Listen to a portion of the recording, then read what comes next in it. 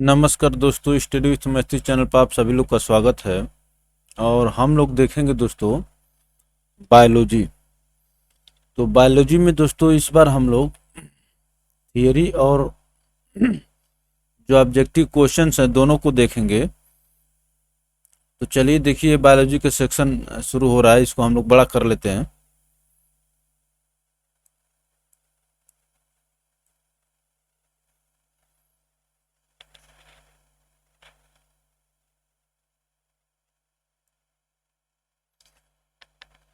तो बायोलॉजी में देखिए दोस्तों, सब डिविजन्स ऑफ बायोलॉजी, इसमें ये कुछ नोट्स करके दिया हुआ है। The word science comes from the Latin word scientia meaning knowledge. Science, scientia और नॉलेज।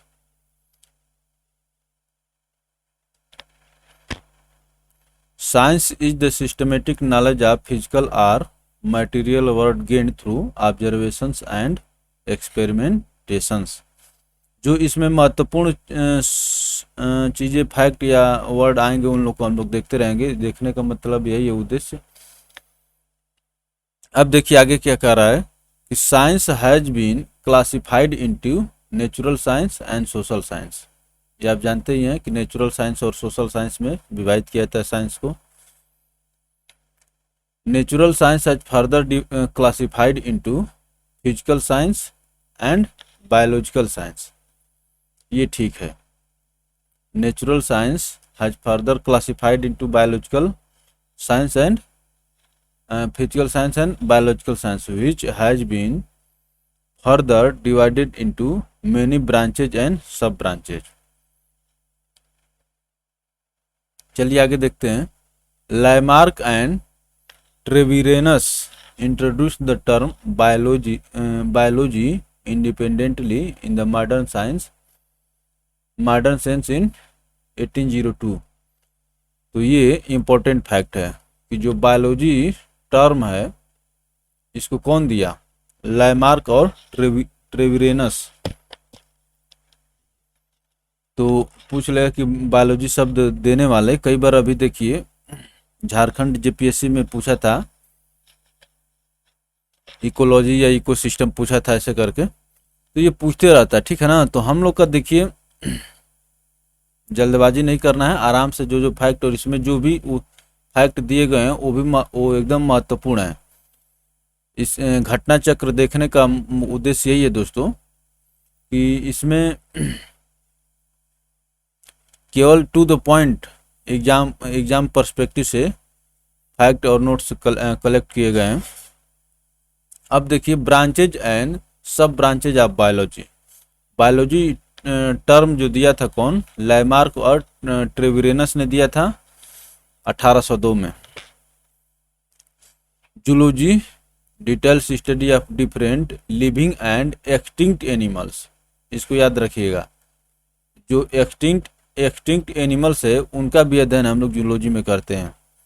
और बॉटनी में detail study of plant and their life, plants and their life हो गया। आगे चलिए पेलियांटोलॉजी। पेलियांटोलॉजी में क्या करते हैं दोस्तों हम लोग? Study of history of life on earth as based on fossils. History of life on earth as based on fossils. Fossils are the remains of plants, animals, fungi, bacteria, and single-celled living things that have been found in layers of rock materials or impressions of organisms preserved in rocks। Impressions of organisms, ये भी एक अच्छा term आया। तो पेलियांटोलॉजी में दोस्तों history of life on अर्थ का study हम करते हैं। इसको इम्पोर्टेंट में रखिए पेलियांटोलॉजी को, क्योंकि आपसे ये पूछता है कई बार ना कि ये किस चीज़ का अध्ययन है, किस चीज़ का अध्ययन है। बायोलॉजी में पूछता है, अभी देखेंगे इससे जो प्रश्न पूछे गए उनको हम लोग देखेंगे। तो history of life on earth को हम लोग पेलियांटोलॉजी कहते हैं। अब देखिए palaeobotany, study of plant fossils.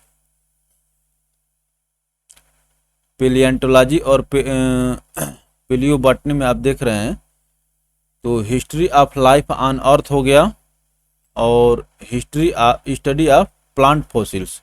केवल प्लांट्स को पेलियोबॉटनी कहते हैं। इकोलॉजी आप जानते ही हैं, branch of biology that deals with the relation of organism to one another and to their physical surroundings और उन ऑर्गेनिज्म्स के बीच में, पहले तो ऑर्गेनिज्म्स के बीच में कि उन ऑर्गेनिज्म के बीच में जो रिलेशंस हैं और उन ऑर्गेनिज्म का अपने सराउंडिंग्स के बीच जो अध्ययन किया जाता है इकोलॉजी के अंतर्गत किया जाता है। चलिए देखिए जेनेटिक्स आप जानते हैं कि स्टडी ऑफ हेरिडिटी और how the characteristics of living things are transmitted from one generation to the next. Every living things contains the genetic material living things. तो देखिए contains the genetic material that makes up DNA molecule। genetic material that makes up DNA molecule. This material is passed on when organism reproduce. The basic unit of heredity is gene। Basic unit of heredity is gene. ये देखिए यहाँ कह रहा था characteristics of living things are transform from one generation to the next. Every living things, जो भी living things है यहाँ पर कह रहा है every living things contains the genetic material that makes up DNA molecule. तो एवरी लिविंग थिंग्स में दोस्तों आपको जेनेटिक मटेरियल मिलता है।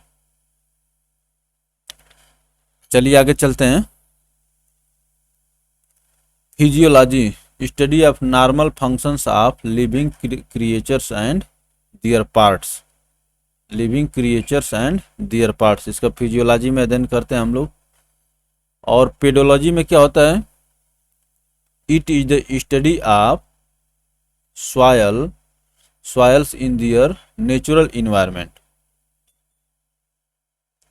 in their natural environment it deals with pedogenesis, soil morphology and soil classification। तो दोस्तों पेडोलॉजी में हम लोग सॉइल्स के बारे में डिटेल अध्ययन करते हैं।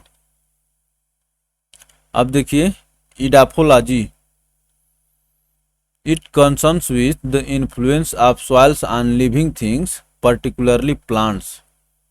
ये इंपॉर्टेंट है, देखिए क्या कह रहा है।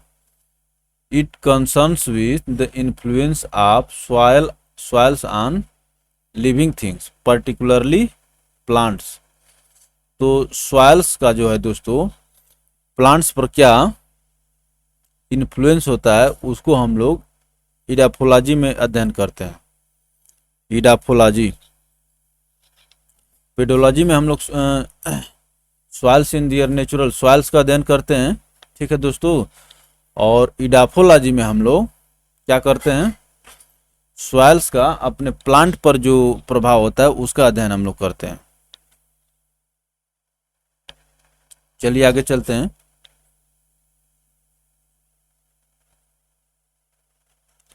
अब देखिए हम लोग देखेंगे दोस्तों तो पेडोलॉजी और इडाफोलॉजी में हम लोग अंतर अब देख चुके हैं दोस्तों, ठीक ना। पेडोलॉजी में सॉइल्स का अध्ययन करते हैं और इडाफोलॉजी में सॉइल्स का प्लांट्स पर, लिविंग थिंग्स पर्टिकुलरली प्लांट्स पर क्या इन्फ्लुएंस है उसको हम लोग देखते हैं। अब देखिए जेरांटोलॉजी, इसको आप लोग जानते हैं जेरांटोलॉजी कहते हैं study of social cultural physiological और cognitive and biological aspects of ageing का अध्ययन हम लोग करते हैं। बुढ़ापे का or the scientific study of old age, the process of ageing and particular problems of old people.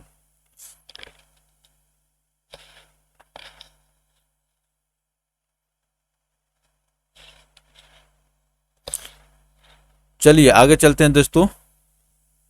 अब हम लोग देखेंगे इथोलॉजी। इथोलॉजी क्या है?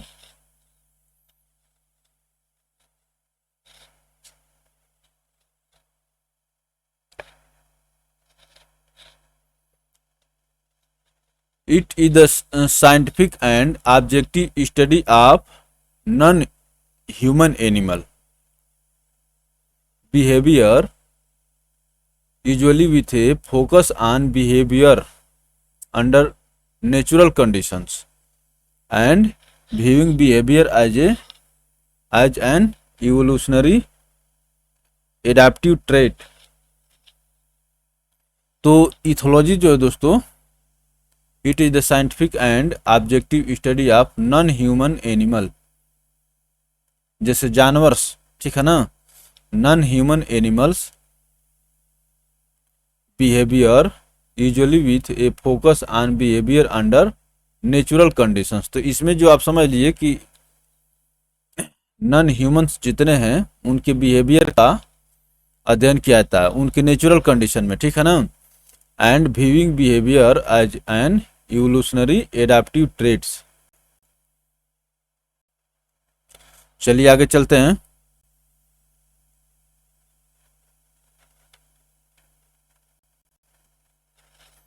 तो इथोलॉजी में दोस्तों हम लोग नॉन ह्यूमन एनिमल्स के बिहेवियर का अध्ययन करते हैं। थोड़ा थोड़ा आप जब समझेंगे तो जब सामने आएगा दोस्तों तो उसको आप लोग कर लेंगे, ठीक है ना। अब देखिए इसमें क्या है, bionics. It is the study of mechanical systems that function like living organism or part of living organism.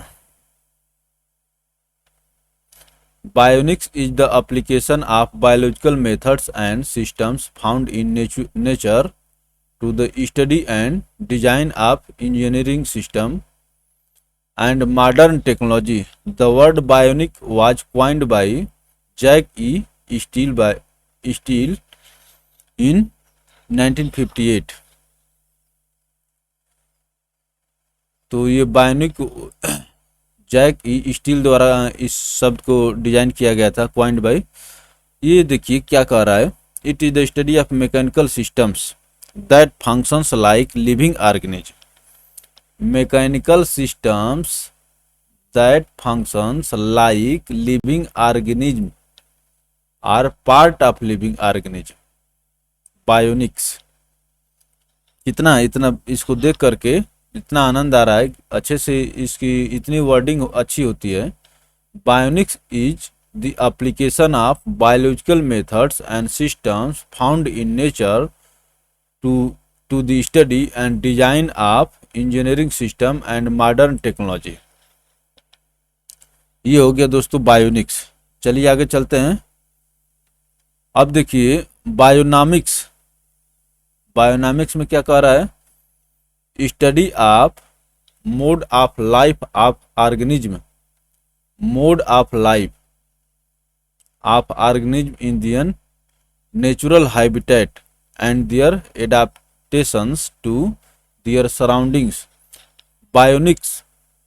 Bionomics is the comprehensive study of an organism and its relations to its environment.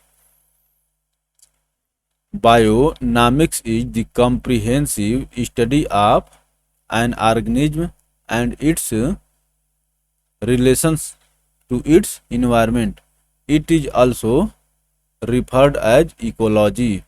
देखिए क्या कह रहा है, तो इसको bionomics भी कहते हैं, ठीक है ना। It is also referred as ecology. तो इसमें क्या करते हैं दोस्तों, comprehensive study of an organism and its relations to its environment. किसी ऑर्गेनिज्म का और ऑर्गेनिज्म का संबंध उसके पर्यावरण से क्या है, इसका अध्ययन हम लोग इकोलॉजी में करते हैं। चलिए आगे चलते हैं।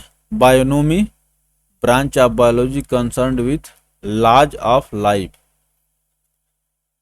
Laws of life. Biometry, it is also known as biostatistics. Biostatistics, it is the development and application of statistical and mathematical methods to analyze the data results from biological observations and phenomenon। तो ये हो गया दोस्तों।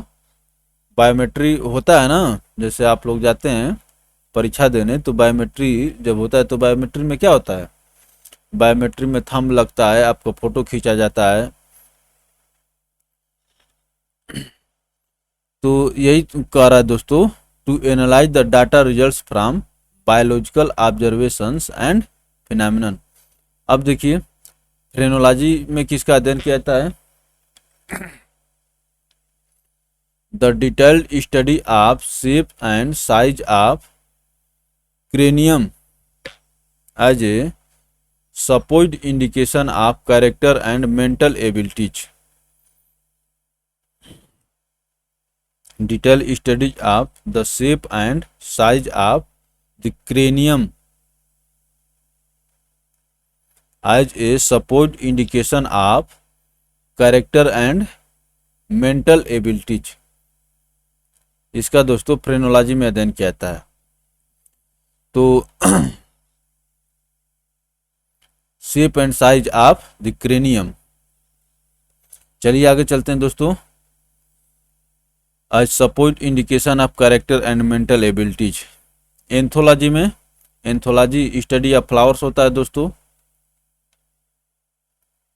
Agrostology, it deals with the scientific study of true grasses। True grasses, it is also called graminology, scientific study of grasses, the family Pisceae gramineae। तो ये देखिए, ये अच्छा टर्म दोस्तों, एग्रोइस्टोलॉजी। It deals with the scientific study of true grasses. It is also called graminology, scientific study of grasses। इसको ग्रामिनोलॉजी को scientific study of grasses कहा जाता है। और एस्ट्रोलॉजी, एग्रोइस्टोलॉजी, इसको आप याद रखेंगे। अब देखिए पलिनोलॉजी। पलिनोलॉजी में किसका अध्ययन किया जाता है दोस्तों, the study of pollen grains and other spores specially as found in archaeological और geological deposits. Palynology, archaeological and geological deposits. Pollen grains का, pollen extracted from such deposits में be used for radiocarbon dating and for studying post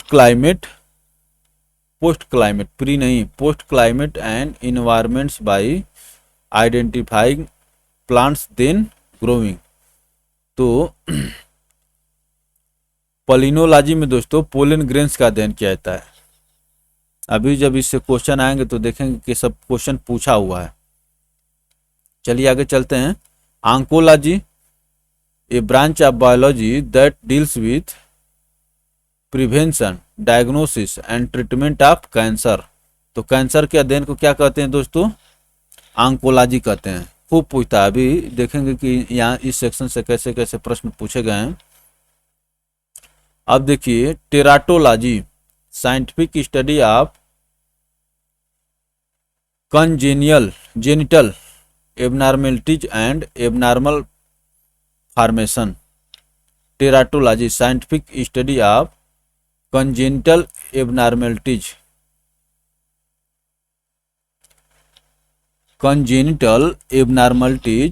and abnormal formations।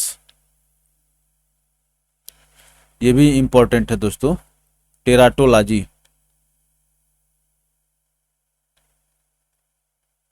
चलिए आगे चलते हैं। Osteology में it is the scientific and detail study of the structure of bones, skeletal elements, teeth, microbone, morphology etc। ठीक है ना दोस्तों, it is the scientific and detail study of structure of bones. तो ऑस्टियोलॉजी, ऑस्टियोलॉजी में दोस्तों bones का अध्ययन किया जाता है, और ये सभी बोन्स और जो हमारे कंकाल तंत्र हैं, शरीर के हड्डियां जो हैं, उसका अध्ययन करता है। Skeletal elements, teeth, microbones, morphology etc। तो ऑस्टियोलॉजी, बोन्स याद रखिए। चलिए देखते हैं दोस्तों आगे। Chondrology, a branch of anatomy that deals with cartilage. Cartilage के अध्ययन को क्या कहते हैं दोस्तों? कॉन्ड्रियोलॉजी कहते हैं। सीरोलॉजी में सीरम्स का अध्ययन किया जाता होगा। अभी सीरम इंस्टीट्यूट बहुत चर्चा में था कोरोना पीरियड में, ठीक है ना। आधार पुणे वाला सीरम इंस्टीट्यूट, ये दोस्तों कोविशील्ड का यहीं पर निर्माण हुआ। ये कोरोना वायरस की जो वैक्सीन है। Serology, the scientific study or diagnostic examinations of blood serum, especially with regard to the response of immune system to pathogens and introduced substances। देखिए क्या कह रहा है, specially with regard to the response of immune system to pathogens or introduced substances. तो serum institute और serology का क्या मतलब है, आप कोरोना पीरियड में समझ गए होंगे, ठीक है ना। तो ब्लड सीरम का अध्ययन किया जाता है सेरोलॉजी में। Pathology, the science of cause and effects of diseases. Diseases का अध्ययन किया जाता है, specially the branch of medicine that deals with the laboratory examination of samples of body tissue for diagnostic और फॉरेंसिक पर्पज। तो ये दोस्तों बहुत अच्छा टर्म दिख रहा है पैथोलॉजी, ठीक है ना। Science of the causes of effects of causes and effects of diseases. तो दोस्तों बीमारियों के अध्ययन को पैथोलॉजी कहते हैं, specially the branch of medicine that deals with the laboratory examinations of samples of body tissue for diagnostic और forensic purposes. चलिए आगे चलते हैं दोस्तों। पैरासिटोलॉजी, पैरासाइट्स का अध्ययन किया जाएगा इसमें। देखिए, parasitology is the study of parasites. Parasites कौन कौन से होते हैं? वायरस हो गए, बैक्टीरिया हो गए, फंगस हो गए, worms, insects, their hosts and relation between them. Parasites are organism that use other species of plant and animals as a host. क्या कर रहा है ये देखिए, ये आप जानते हैं, लेकिन थोड़ा सा इसके वर्डिंग को देखिए किस सेंस में।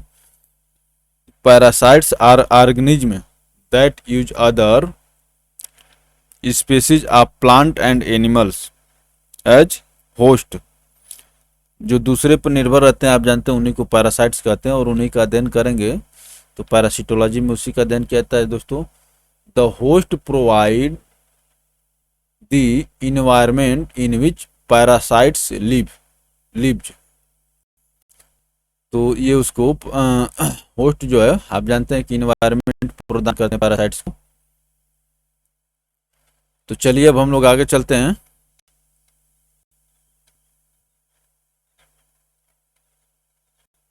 Virology, virology is the study of viruses,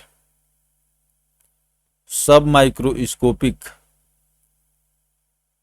parasitic particle of genetic material contained in a protein coat and virus like agents. तो virology is the study of viruses.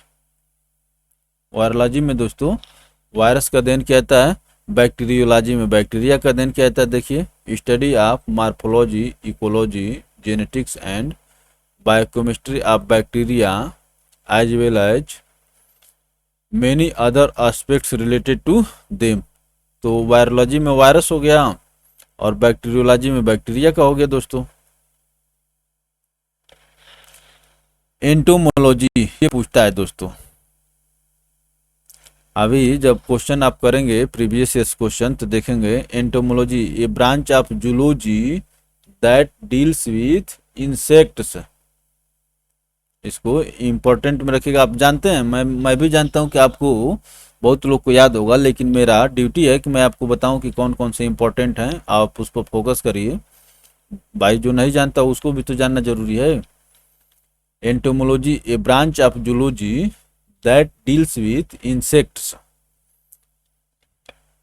मालाकोलॉजी, malacology is the branch of invertebrate zoology.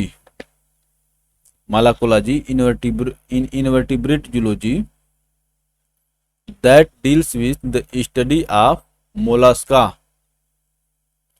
the second largest phylum of animal in term of described species after the arthropods. तो सबसे बड़ा ये क्या है दोस्तों, the second largest phylum of animal. Mollusca जो होता हो गया दोस्तों सेकेंड हो गया, और पहला कौन हो गया दोस्तों, आर्थ्रोपोड्स हो गया। आपसे यही पूछ लेगा कि सबसे बड़ा फाइलम कौन सा है, तो आर्थ्रोपोड्स का है। After the arthropods mollusc, mollusc include snails and slugs. Molluscs include snails and slugs, clams, octopus and squid, largest in invertebrates। पढ़ेंगे दोस्तों तो निकल के आ रहा है। देखिए क्या कर रहा है, स्क्विड को क्या कर रहा है, लार्जेस्ट इन्वर्टिब्रेट कर रहा है। And numerous other kinds many of which have shells made of calcium carbonates. तो उनका जो सेल्स बना रहता है दोस्तों, ऊपर जो आवरण जो होता है, ये सेल CEWL सेल, ये तो आप जानते हैं कोशिका हो जाता है, और SHEWL shells made of calcium carbonate. तो हम लोग दोस्तों मालाकोलॉजी में किसका अध्ययन करते हैं, मोलस्क का अध्ययन करते हैं, मोलस्क, ठीक है ना। और मोलस्क में कौन कौन से आते हैं, यहाँ पर include snail, slug, clams, octopus and squid. Squid क्या है दोस्तों, लार्जेस्ट इन्वर्टिब्रेट है। And numerous other kinds many of which have shell made of. तो मोलस्क का अध्ययन हम लोग मालाकोलॉजी में किया जाता है। और यहाँ से फैक्ट निकल के आया है कि सबसे बड़ा फाइलम कौन सा है, आर्थ्रोपोड्स है, और सेकंड सबसे बड़ा लार्जेस्ट फाइलम है मोलस्क का। चलिए आगे चलते हैं। अब देखिए भी पूछा जाता है एक्थियोलॉजी। एक्थियोलॉजी also known as fish science is the branch of zoology that deals with fishes। एक्थियोलॉजी में दोस्तों ये जो है फिश साइंस है, दैट डील्स विथ फिशेज। ये फिशेज के बारे में अध्ययन होता है, ये भी इंपॉर्टेंट है, पूछा जाता है। Serpentology a branch of zoology that studies snakes, king cobra, ठीक है ना। सर्प्स का अध्ययन जो दोस्तों, स्नेक्स का अध्ययन को सर्पेंटोलॉजी कहते हैं। अब देखिए क्या कह रहा है, herpetology. Herpetology is the branch of zoology which deals with the study of reptiles and amphibians such as snakes, turtles, lizard tortoises, tortoises, crocodilians, etc. It deals with their behavior, geographic ranges, physiologies, development and genetics. तो दोस्तों सरपेंटोलॉजी और हर्पेंटोलॉजी में क्या different है।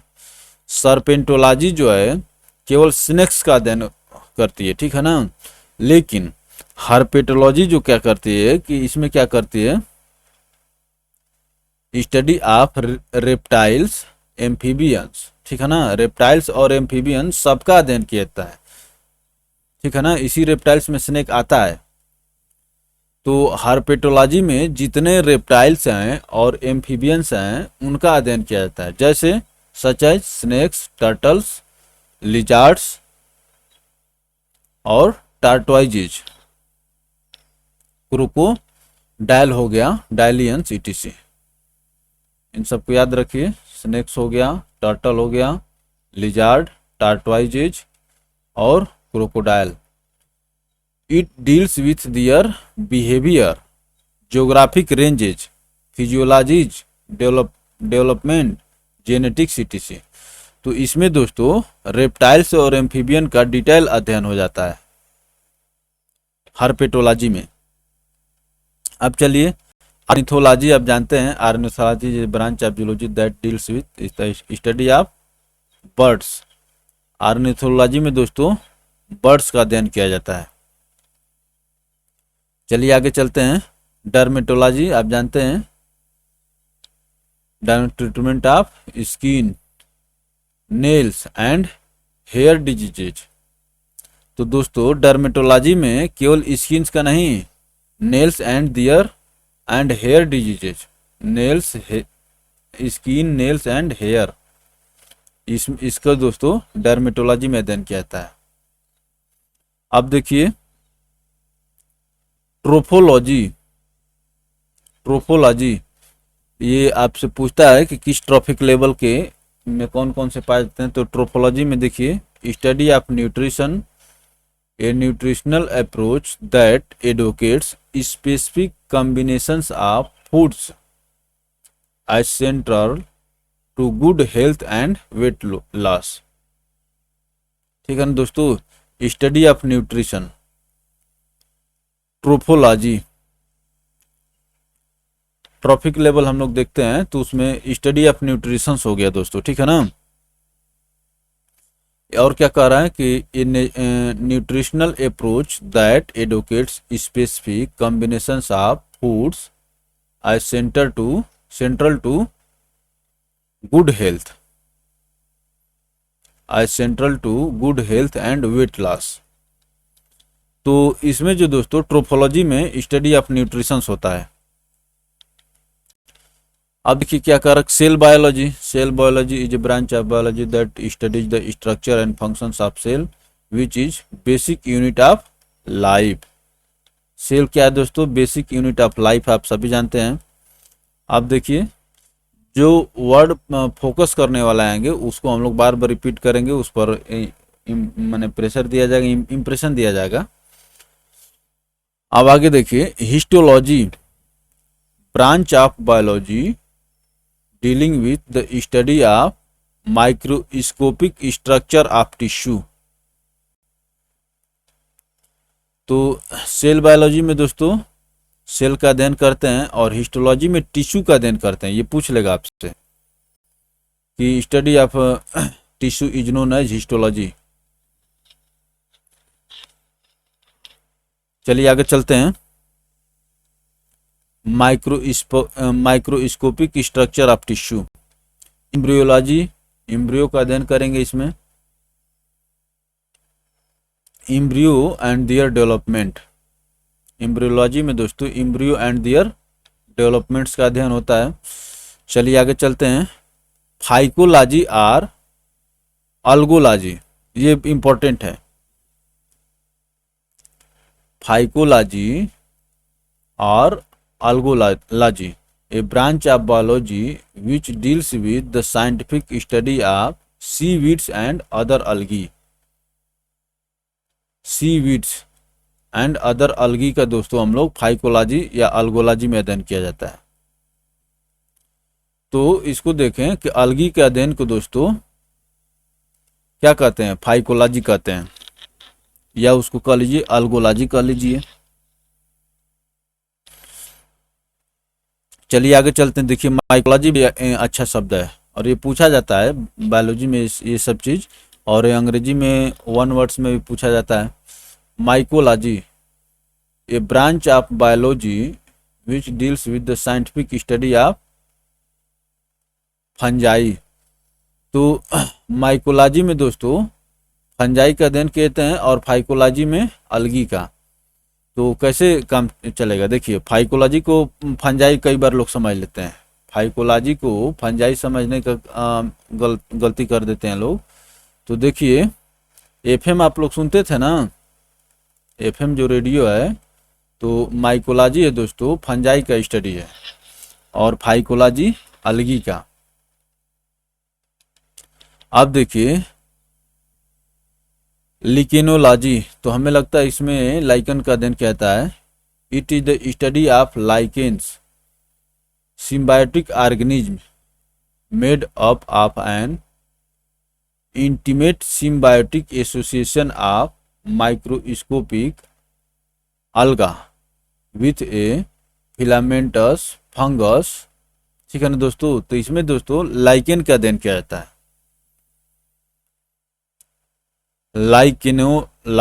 Lichenology में दोस्तों किसका अध्ययन किया जाता है, लाइकेंस का अध्ययन किया जाता है। चलिए आगे चलते हैं और ये जानते हैं कि ये सिम्बायोटिक एसोसिएशन भी बनाता है। तो वही आगे लिखा हुआ है कि symbiotic organism made up of N intimate symbiotic association of A microscopic अलगा। तो लाइकेन जो दोस्तों अलगी के साथ क्या करता है, ये आर ए साइनोबैक्टीरियम देखिए with A filamentous fungus mycobiont.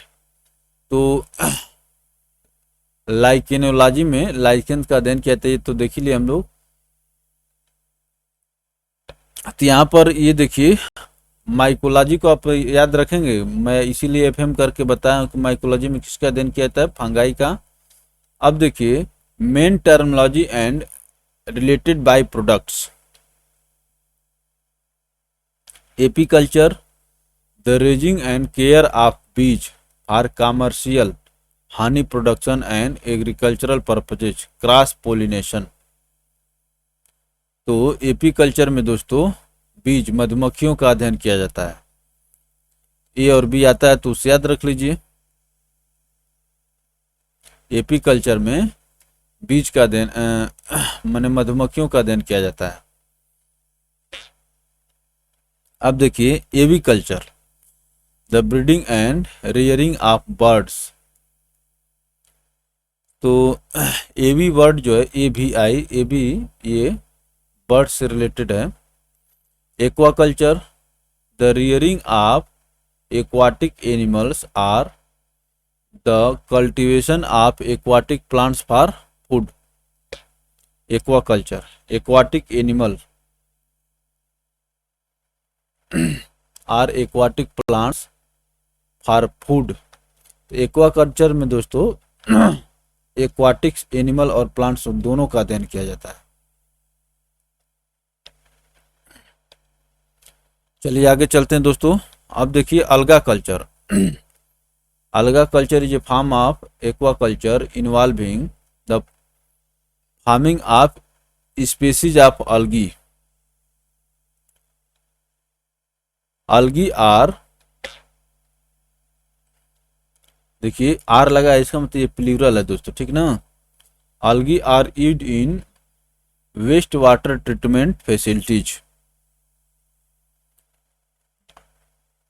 Algae are used in wastewater treatment facilities, reducing the need for greater amount of toxic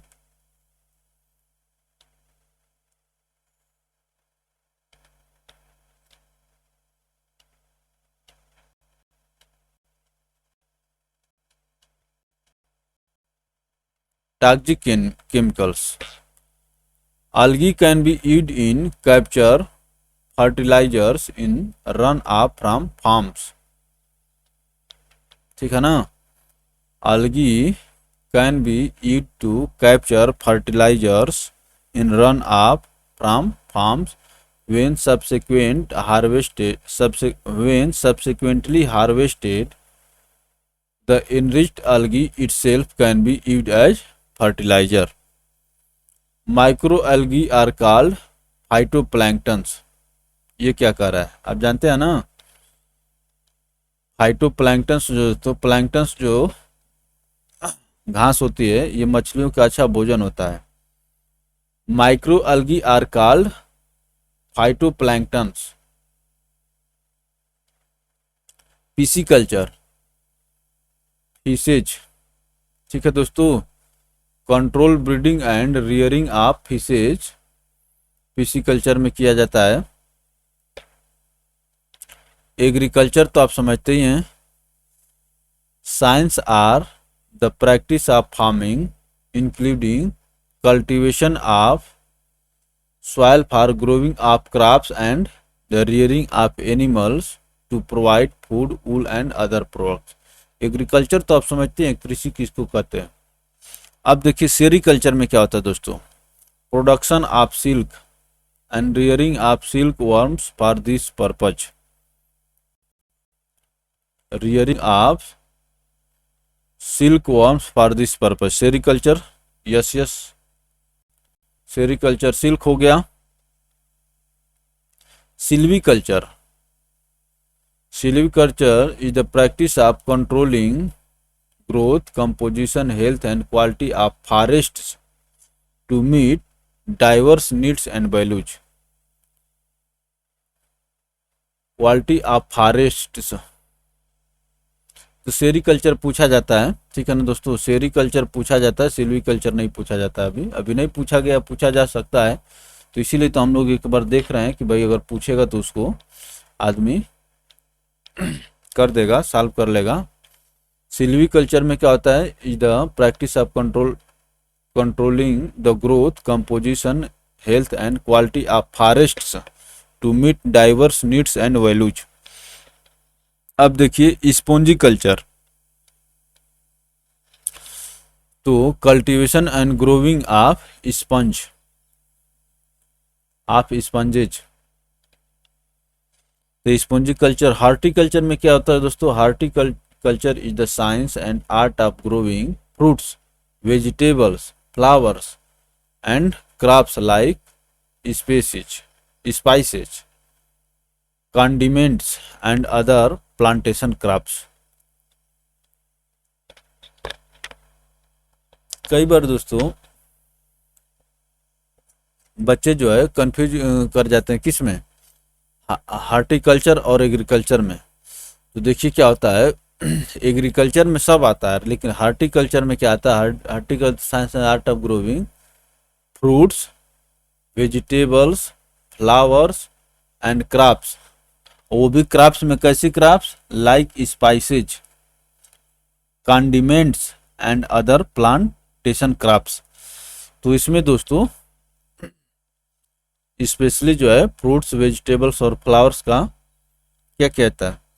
अध्ययन किया जाता है. Horticulture is the science and art of growing. अब देखिए floriculture, flower से हो जाएगा दोस्तों. Floriculture or flower farming is a discipline of horticulture. ये हार्टिकल्चर का ही भाग है. इसमें क्योंकि देख रहे थे फ्लावर था ना. Concerned with the cultivation of flowering and ornamental plants for gardens and for floristry comprising the floral industry. तो हार्टिकल्चर में फ्रूट्स, वेजिटेबल्स, फ्लावर्स, क्रॉप्स सबका अध्ययन होता है. लेकिन फ्लोरिकल्चर में दोस्तों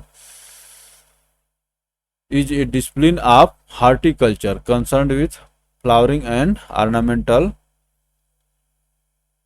फ्लोरल इंडस्ट्री. अब देखिए ओलेरी कल्चर बहुत इंपॉर्टेंट है दोस्तों. Olericulture is the science of vegetables. Horticulture में भी वेजिटेबल्स है, लेकिन ये केवल वेजिटेबल्स है। Olericulture growing dealing with culture of non woody herbaceous plants for food. Non woody का मतलब कैसा हो गया? हर्बेयस प्लांट्स फॉर वुड। तो दोस्तों प्लांट्स फॉर फूड, तो इसमें दोस्तों स्पेशली ओलेरिकल्चर में वेजिटेबल्स का अध्ययन किया जाता है। अब देखिए arboriculture cultivation of trees and shrubs, ये भी पूछा हुआ है। आर्बोरिकल्चर भी पूछा हुआ है। चलिए आगे चलते हैं। Pomology science that deals with fruit and fruit growing. तो फलों के अध्ययन को दोस्तों पोमोलॉजी कहा जाता है। आगे चलते हैं। Agronomy branch of agriculture dealing with crop production and soil management. Crop production and soil management, तो पोमोलॉजी भी इंपॉर्टेंट है दोस्तों, पूछा जाता है। अब देखिए वर्मी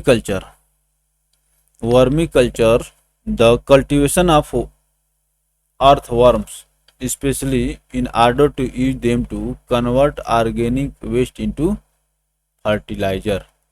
तो ये वर्मी कल्चर में दोस्तों अर्थवर्म्स का अध्ययन किया जाता है, ठीक है ना। Ostriculture breeding of oyster for food and pearls. Ostriculture ये भी इंपॉर्टेंट है दोस्तों। The breeding of oyster for food and pearls. Heliculture it is also known as snail farming. देख रहे हैं ना, heliculture it is the process of raising land snails especially for human use, either to use their flesh to eat or to obtain slime for use in cosmetics and snail egg for human consumption as a type of caviar। तो इसमें दोस्तों हेलीकल्चर important है। Snell's का अध्ययन किया जाता है, snail. आगे चलते हैं दोस्तों। विटीकल्चर भी इंपॉर्टेंट है ग्रेप्स के लिए।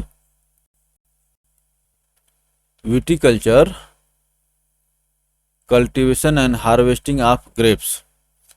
अब देखिए मेरीकल्चर, देखिए mariculture is the specialised branch of aquaculture involving the cultivation of marine organism.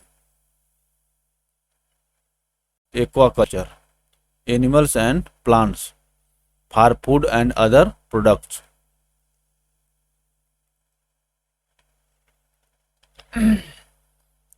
तो मेरीकल्चर जो देखिए specialised branch of aquaculture,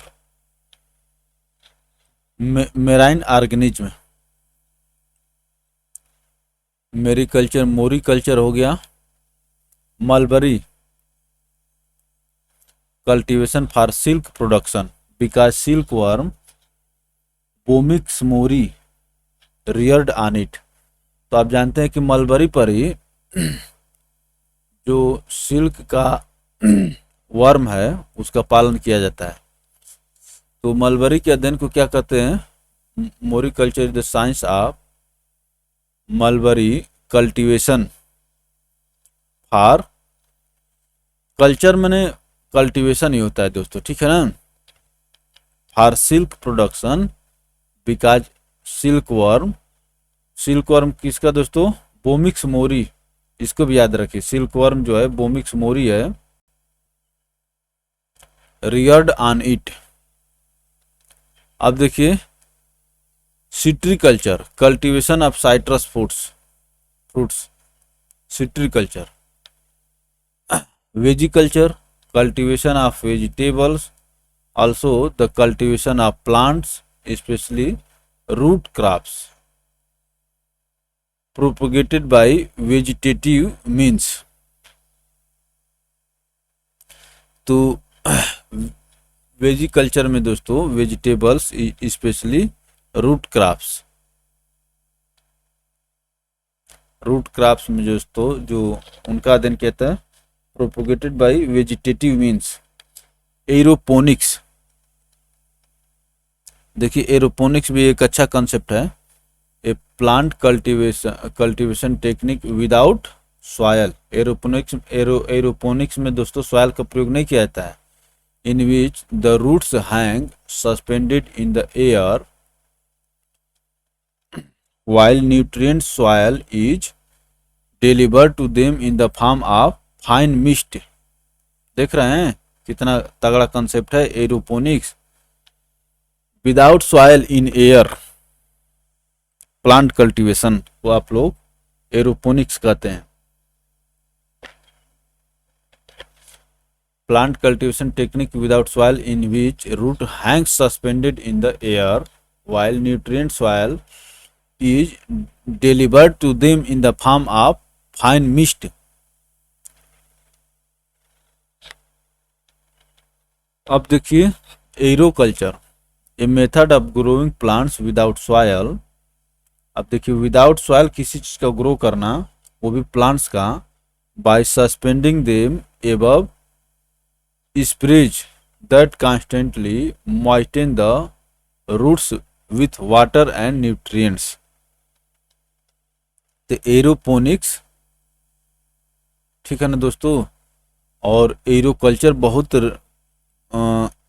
closely related हैं और दोनों विदाउट सॉयल हैं। By suspending them above sprays that constantly moisten the roots with water and nutrients. चलिए आगे चलते हैं दोस्तों।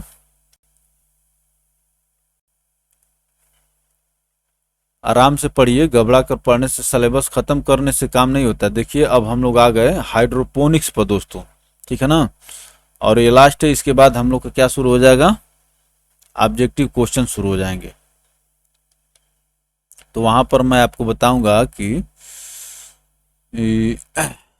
ऑब्जेक्टिव क्वेश्चन कहाँ कहाँ कैसे कैसे पूछे गए। देखिए हाइड्रोपोनिक्स में क्या होता है दोस्तों, इसको यहाँ से देखिए।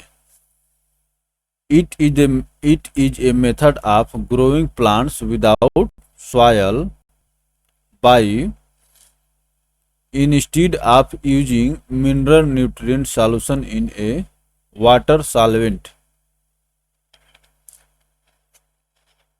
तो इसको दोस्तों वाटर सॉल्वेंट का प्रयोग करते हुए बिना सॉयल के इनका ग्रो किया जाता है। देखिए ये है hydroponics, plant culture by hydroponics.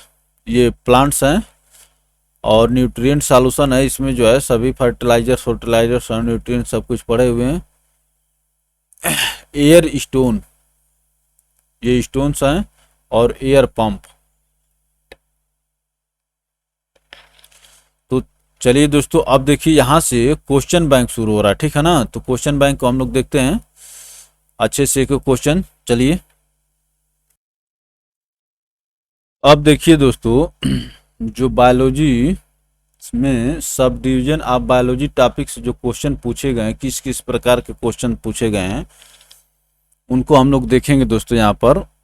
अब जब हम लोग थियरी देख लिए तो हम लोग को क्वेश्चंस करने में कोई दिक्कत नहीं है। और देखिए यूपी पीसीएस प्री 1995 का एक क्वेश्चन है।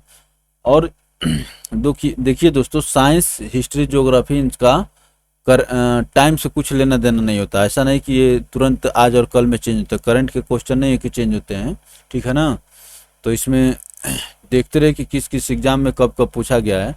Study of geology deals with, किससे डील करती है, बोथ। जब हम लोग थियोरी पढ़ चुके हैं तो हम लोग को इस पर बहुत ज़्यादा समय देने का समय जरूरत ही नहीं है, हम लोग फटाफट आंसर आएगा। स्टडी ऑफ जूलॉजी, जूलॉजी में हम लोग किसका अध्ययन करते हैं, लिविंग एंड डेड एनिमल्स, दोनों का अध्ययन करते हैं, ऐसा नहीं कि खाली आप लिविंग एनिमल्स का करेंगे। तो ऑप्शन सी करेक्ट हो जाएगा। चलिए आगे चलते हैं। एनिमल्स का अध्ययन करते हैं लेकिन लिविंग एंड डेड दोनों का। अब देखिए जूलॉजी है ये, बॉटनी नहीं है। बॉटनी में हम लोग प्लांट्स का अध्ययन करेंगे। Study of both living and extinct animals include there structure, embryology, evolution, classification, basic classification, habits and distribution. Aristotle is known as the father of zoology. ठीक है ना दोस्तों, Aristotle is known as the father of zoology. Specially दोस्तों biology का भी father Aristotle को ही कहते हैं। और शुरू में जो है क्या हुआ कि लोग जूलॉजी बायोलॉजी का मतलब केवल लिविंग एनिमल समझते। तो प्लांट्स जो किंगडम है जिसमें पौधों का अध्ययन किया जाता है उसके बारे में लोगों को मैंने इस तरह से ज्ञात नहीं था। तो अरिस्टोटल, अरस्तु जिसको कहते हैं, is known as father of zoology. अब देखिए क्वेश्चन नंबर सेकंड में आंसर करिए फटाफट। तो हम लोग जब देख चुके हैं दोस्तों तो इसको करने में दिक्कत नहीं दे। अब देखिए बर्ड्स का अध्ययन ऑर्निथोलॉजी में किया जाता है और इनहेरिटेंस का दोस्तों किस में, जेनेटिक्स में किया जाता है। ए3 एक जो दिया हुआ है यहीं से आपका ऑप्शन बी करेक्ट हो जाएगा। लेकिन बाकी को भी हम लोग मिला लेते हैं। इन्वायरमेंट का अध्ययन क्या है दोस्तों, इकोलॉजी है। और फॉसिल्स का पेलियोबायोलॉजी। फॉसिल्स का जो हम लोग अध्ययन करते हैं दोस्तों पेलियोबायोलॉजी में किया जाता है। तो यहाँ पर आपका ऑप्शन बी करेक्ट हो जाएगा। चलिए आप लोग मिला करके देखिए कि थियरी पढ़ने के बाद आपका ये क्वेश्चन सही हो रहे हैं कि नहीं आपसे। तो देखिए यहाँ पर दिया है वही सब, ठीक है ना। अब देखिए थोड़ा सा यहाँ पर हम लोग स्मार्टली चलेंगे, ठीक है ना। ऐसा नहीं कि एकदम गधे की तरह मेहनत करना। जब ये सब कुछ आप पढ़ चुके हैं तो इसको प्रोनाउंस करने की क्या ज़रूरत है। ऑर्निथोलॉजी, जेनेटिक्स, इकोलॉजी, इसीलिए मैं थियरी वाले सेक्शन में समय लेकर के पढ़ाया था आपको, ठीक है ना। पेलियोबायोलॉजी। और ऐसा भी नहीं कि एकदम 180 की रफ्तार में पढ़ देना केवल कि वो ऊपर से क्रॉस कर जाए, कोई मतलब न रह जाए। Study of the flower is known as, flowers के अध्ययन को हम लोग क्या कहते हैं दोस्तों, एंथोलॉजी कहते हैं। Study of flower is known as anthology. चलिए आगे बढ़ते हैं। अब देखिए यहाँ पर और जो शब्द दिए हुए हैं, एंथोलॉजी तो फ्लावर्स का हो गया। Phrenology study of human school, phrenology हो गया। उसके बाद दो हो गया एग्रोइस्टोलॉजी स्टडी ऑफ ग्रासेज। इसको याद रखिए, बहुत लोग को नहीं आता है, लोगों को लगता होगा। लेकिन स्टडी ऑफ ग्रासेज को क्या कहते हैं दोस्तों, एग्रोइस्टोलॉजी। पॉलिनोलॉजी, pollen grains and other spores। पॉलिनोलॉजी में दोस्तों study of pollen grains and other spores. चलिए आगे चलते हैं। 25 क्वेश्चन है, उन सबको हम लोग देखेंगे। Scientific study of insect is known as, बताइए इंसेक्ट के साइंटिफिक स्टडी को क्या कहते हैं, एंटोमोलॉजी। मैं आपको बताया था वहां पर, ठीक है ना। एंटोमोलॉजी कहा जाता है। ऑप्शन बी करेक्ट होगा। चलिए आगे चलते हैं।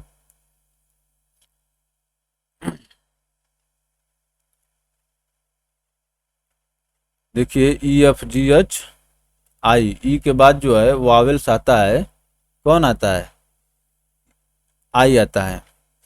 तो इंसेक्ट का अध्ययन किस में किया जाता है, यह एंटोमोलॉजी जो है इंसेक्ट का अध्ययन है, ठीक ना। एंटोमोलॉजी इंसेक्ट का अध्ययन है।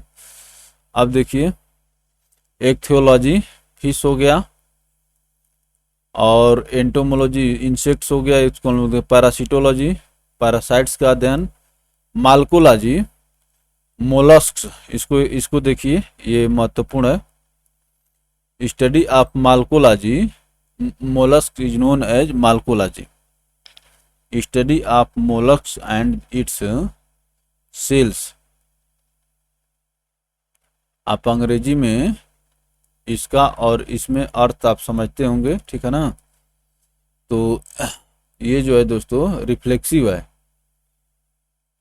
और इसका होता है it is,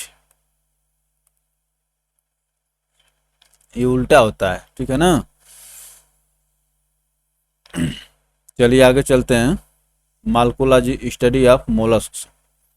which of the following subject of data, इसको ये बताइए। Population and humanity, study of concerning population and humanity को क्या कहते हैं बताइए। डेमोग्राफी कहते हैं दोस्तों, पॉपुलेशन एंड ह्यूमैनिटी। तो इसमें जो डेमोग्राफी कहा जाता है, ऑप्शन सी करेक्ट होगा। इकोलॉजी आप जानते हैं, जेनेटिक्स जानते हैं, वायरोलॉजी जानते ही हैं। सब कुछ जब जान गए तो फिर इसमें इकोलॉजी जानते हैं, जेनेटिक्स भी जानते हैं, डेमोग्राफी ये हमारा क्वेश्चन था। वायरोलॉजी वायरस हो गया। Statical study of populations including human beings, तो इसको डेमोग्राफी कहते हैं दोस्तों। चलिए आगे चलते हैं। Question number 6, comparative study of different culture and the scientific explanation is known as. Different cultures and scientific explanation is known as, देख रहे हैं ये अच्छा क्वेश्चन है। एथनोलॉजी, विभिन्न रेसेज का अध्ययन को दोस्तों एथनोलॉजी कहा जाता है। ऑप्शन ए करेक्ट हो जाएगा। इसी को देखिए पहले, ethnology science dealing with different races of Mankind. विभिन्न प्रकार की रेसेज पाई जाती है ना, हम लोग अलग दिखते हैं, इंडियंस अलग दिखते हैं, चाइनीज अलग दिखते हैं, अफ्रीकन अलग दिखते हैं। अब देखिए क्या कह रहा है, ethnography A study of specific culture. Ethnography, ethnology, animal behaviour, ethology, ethology में दोस्तों एनिमल बिहेवियर का अध्ययन किया जाता है। Ethics, study of ethical duties. अब देख रहे हैं ना कि आईएएस और पीसीएस में एथिक्स नामक एक सब्जेक्ट पेपर आ गया है, जिसको आप लोग मेंस में आपको लिखना होता है, ठीक है ना। तो स्टडी ऑफ एथिकल ड्यूटीज, तो इथोलॉजी एनिमल बिहेवियर हो गया, और एथनोग्राफी जो है दोस्तों स्टडी ऑफ स्पेसिफिक कल्चर, और एथनोलॉजी रेसेज ऑफ मैनकाइंड। इसमें रेसेज का अध्ययन किया जाता है। चलिए आगे चलिए, क्वेश्चन नंबर 7 के आंसर करिए दोस्तों फटाफट।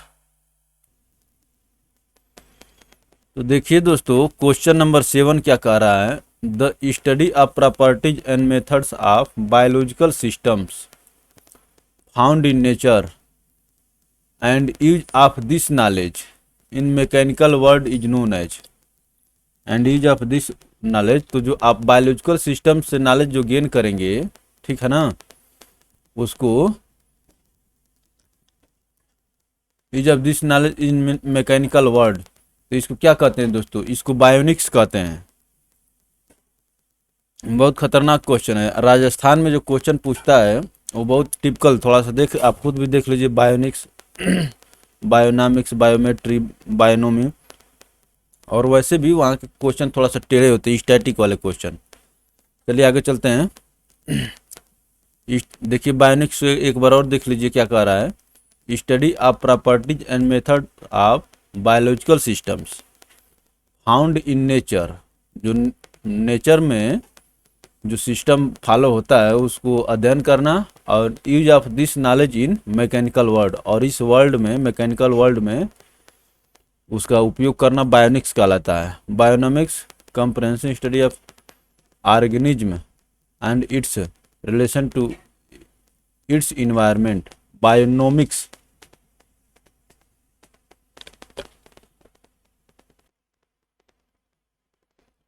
तो देखिए दोस्तों, बायोनोमिक्स में क्या दिया है, study of the organism and its relation to its environment. तो ये शब्द जो है पर्यावरण से जुड़ा हुआ है, ठीक है ना, organism and environment. Bionomics, bionomy study of laws of life, जीवन के नियम। Bionomy, biometry statical study of biological problems. Under palaeobotany one studies, palaeobotany में क्या होता है, पेलियांटोलॉजी होता है एक ठो, और एक ठो पेलियो बॉटनी होता है। तो पेलियो बॉटनी में किसका अध्ययन किया जाता है दोस्तों, बताइए।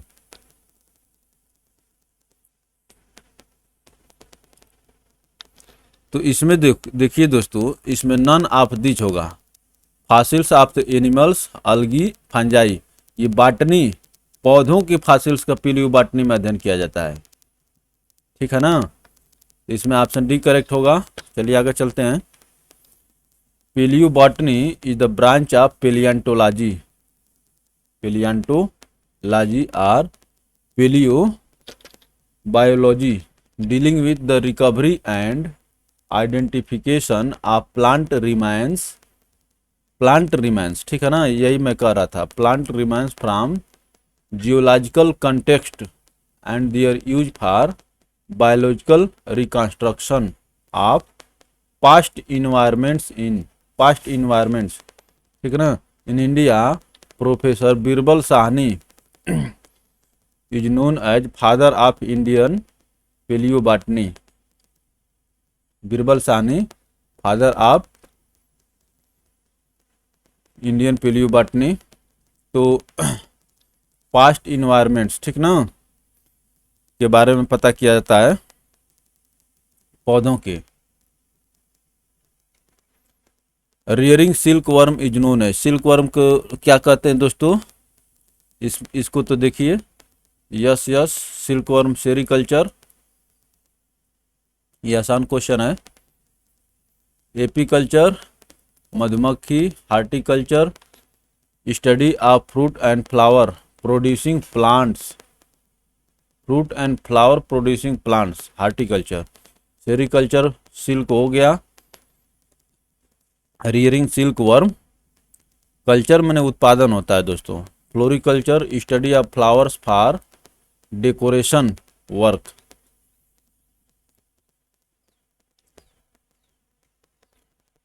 Honey bee are reared in, तो एपीकल्चर, ठीक है ना। ये आंसर इसलिए दिया गया है कि क्योंकि इसको आप लोग अभी देख चुके हैं, इसलिए इसको दिया गया है, एपीकल्चर हो जाएगा।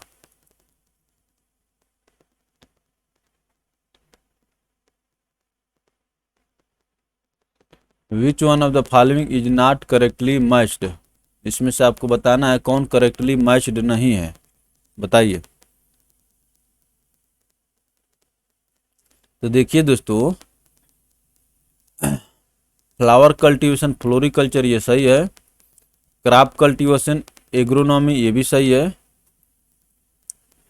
और वेजिटेबल कल्टीवेशन जो दोस्तों, हार्टिकल्चर में केवल वेजिटेबल कल्टीवेशन नहीं होता है, ठीक है ना।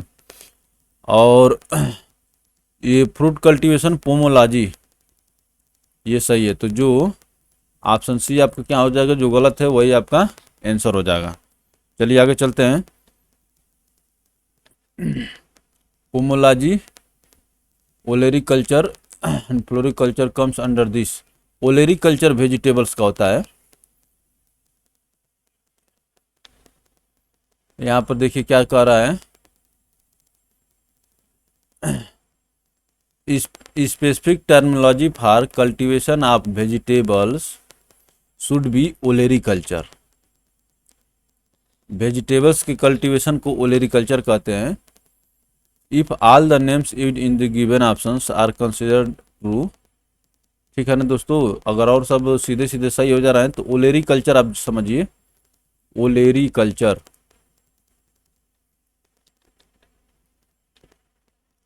चलिए आगे चलते हैं दोस्तों।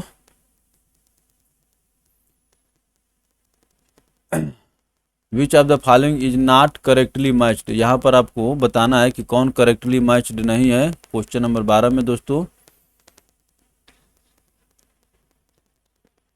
तो फटाफट आंसर करिए।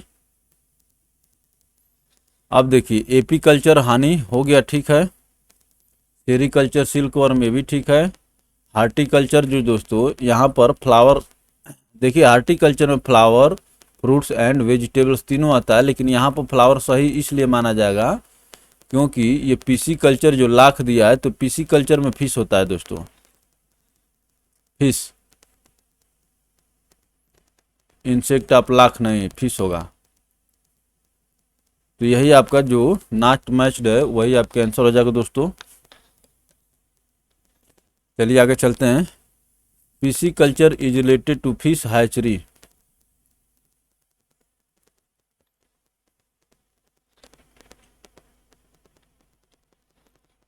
अब देखिए which of the following pair is correctly matched, word and meaning, फटाफट आंसर करिए। तो देखिए दोस्तों लेक्सिकोग्राफी, ठीक है ना, लेक्सिकोग्राफी करेक्टली मैच्ड बताना है। तो लेक्सिकोग्राफी जो कंपाइलेशन ऑफ डिक्शनरी, ये करेक्टली मैच्ड है दोस्तों, और जो करेक्टली मैच्ड है वही आपका क्या हो जाएगा, आंसर हो जाएगा।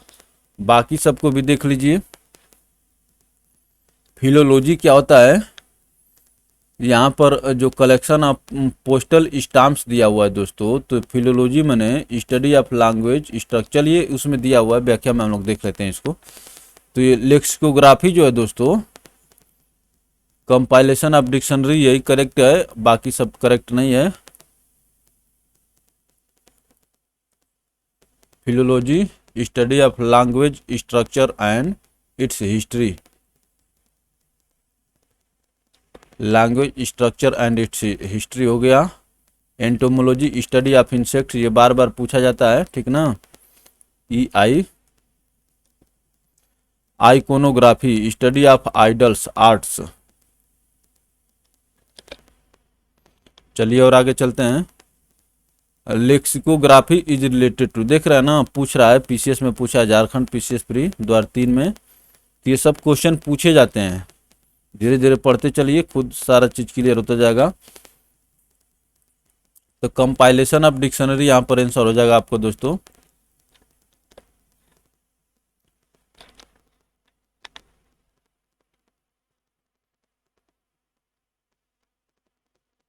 लेक्सिकोग्राफी जो है डिक्शनरी से है, ठीक है ना। चलिए आगे चलते हैं। Study related to the plants being eat as vegetable is called, बताइए। वेजिटेबल्स का अध्ययन को अभी हम लोग क्या देखे थे दोस्तों, ओलेरिकल्चर। ऑप्शन डी करेक्ट हो जाएगा। Plants being eat as vegetable is called olericulture.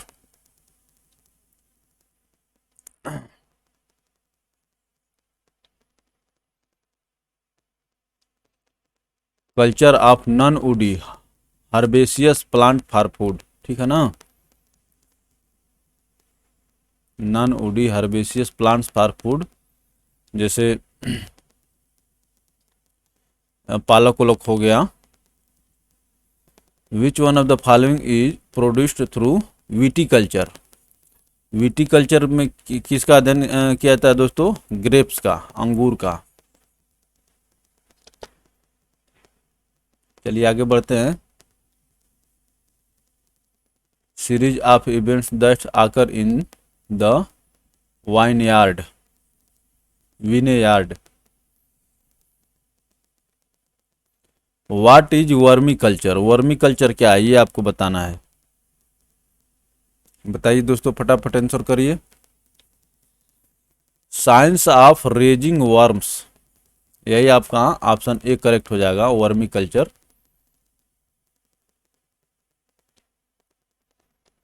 Vermi culture is the process of managing and cultivating earthworms. Earthworms जिसको केंचुआ कहते हैं, earthworms can help turning organic waste into nutrient rich soil for the young garden. तो केंचुआ जो क्या करता है, केंचुआ जो है ऑर्गेनिक वेस्ट को फर्टिलाइजर में चेंज कर देता है। In vermiculture the worm used is, तो वर्मी कल्चर में जो वर्म वर्ड है ये जो दोस्तों अर्थवर्म के लिए प्रयोग किया गया है। In vermiculture the word used is earthworm. Genetics deals with, genetics में किसका अध्ययन किया था बताइए?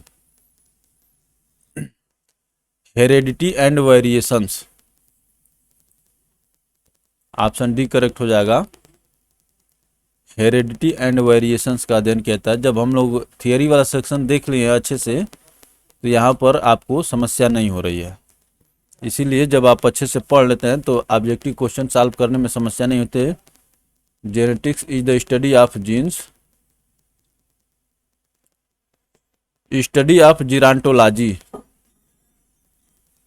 जीरांटोलॉजी जो होता है दोस्तों किससे संबंधित है? ओल्ड एज से। चलिए और आगे चलते हैं। जीरांटोलॉजी, ठीक है ना। तो दोस्तों क्वेश्चन नंबर 21 का आंसर करिए आप लोग फटाफट। The branch of studying dealing with old age and ageing. Old age और एजिंग तो आप जानते हैं, ये पिछला प्रश्न भी यही था, जेरांटोलॉजी कहा जाता है। आंकोलॉजी का आंसर होता है दोस्तों, और ये ऑर्निथोलॉजी बर्ड्स। चलिए तो ऑप्शन बी आपके यहाँ पर करेक्ट होगा। टेराटोलॉजी को देख लिया जाएगा, ठीक है ना। टेराटोलॉजी जो है दोस्तों एबनॉर्मलिटीज ऑफ फिजिकल डेवलपमेंट, जैसे आपका किसी का हाथ टेढ़ा हो गया, किसी का गोड़ टेढ़ा हो गया, ये सब जो है abnormalities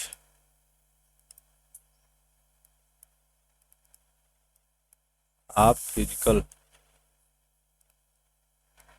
development.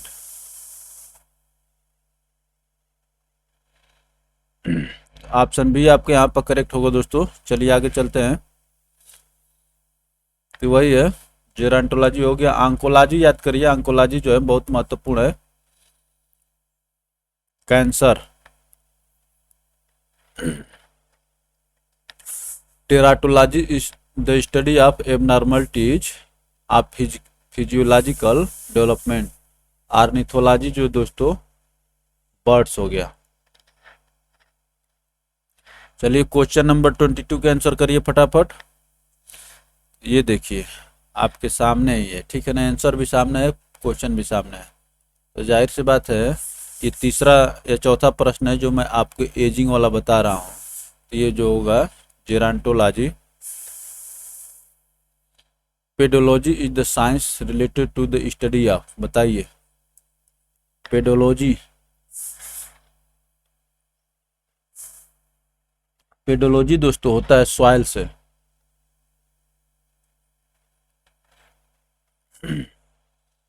Pedology deals with the study of soil formation, soil morphology and soil classification. तो ये सॉइल के बारे में डिटेल अध्ययन है pedology. Study of bones are under which, बताइए बोन्स का अध्ययन। तो बोन्स का अध्ययन दोस्तों ऑस्टियोलॉजी में किया जाता है। ऑप्शन ए आपको यहाँ पर करेक्ट हो जाएगा। चलिए आगे चलते हैं। Osteology study of bones, orology study of mountains, इसको याद रखिए ये महत्वपूर्ण है। सेरोलॉजी सीरम, जियोलॉजी, जियोलॉजी ये पृथ्वी के अंतर्गत अंदर जो है study of internal structure of earth and matter found inside it. चलिए आगे बढ़ते हैं। Study of snakes is known as, बताइए। तो स्नेक्स के स्टडी को दोस्तों सर्पेंटोलॉजी कहा जाता है।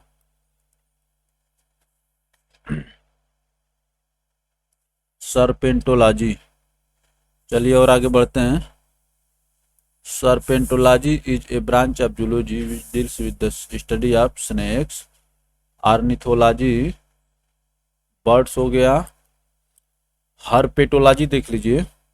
Herpetology is the branch of zoology related to amphibians including frogs, toads, salamanders, newts and gymnophiona. तो ये सब एम्फीबियंस है दोस्तों।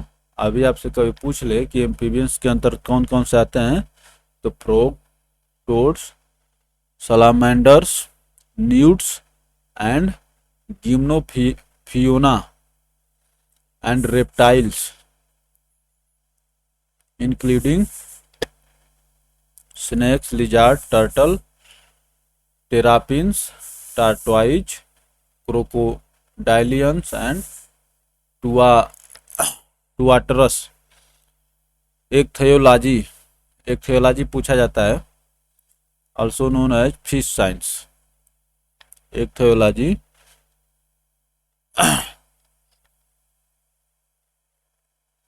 तो ये दोस्तों एम्फीबियंस एंड रेप्टाइल्स का अध्ययन जो है हर्पेटोलॉजी में किया जाता है। हर्पेटोलॉजी, तो इसमें एम्फीबियंस और रेप्टाइल्स।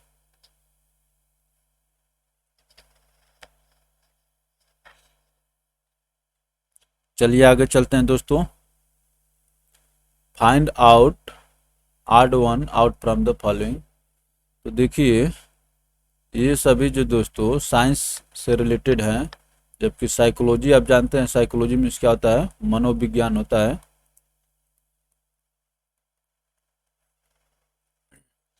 यही आर्ट है, यही आपका आंसर होगा दोस्तों। चलिए आगे चलते हैं। बायोलॉजी वेयर है, जबकि psychology is the study of mind and behaviour and it differ from the other three. Psychology mind और behaviour. What is hydroponics? Hydroponics क्या है? Without soil, growing plant without soil. Option A आपका यहाँ पर correct होगा दोस्तों, ठीक है ना। चलिए आगे बढ़ते हैं। Hydroponics is a subject of hydroculture. ये वही है, विदाउट सॉयल है दोस्तों। ये दोस्तों सब डिवीजन ऑफ बायोलॉजी वाला टॉपिक खत्म हुआ और अब हम लोग आगे मिलेंगे एक दूसरे सब्जेक्ट में, दूसरे टॉपिक में। तो चलिए आज के लिए इतना ही। वीडियो अगर अच्छा लगे तो लाइक करके शेयर कर सकते हैं ताकि आपके दूसरे मित्रों तक भी पहुंचे, और चैनल को सब्सक्राइब करके घंटी के आइकन को प्रेस कर लें ताकि आपको हर एक वीडियो का नोटिफिकेशन मिलता रहे। चलिए मिलते हैं दोस्तों अगली क्लास में, तब तक के लिए धन्यवाद।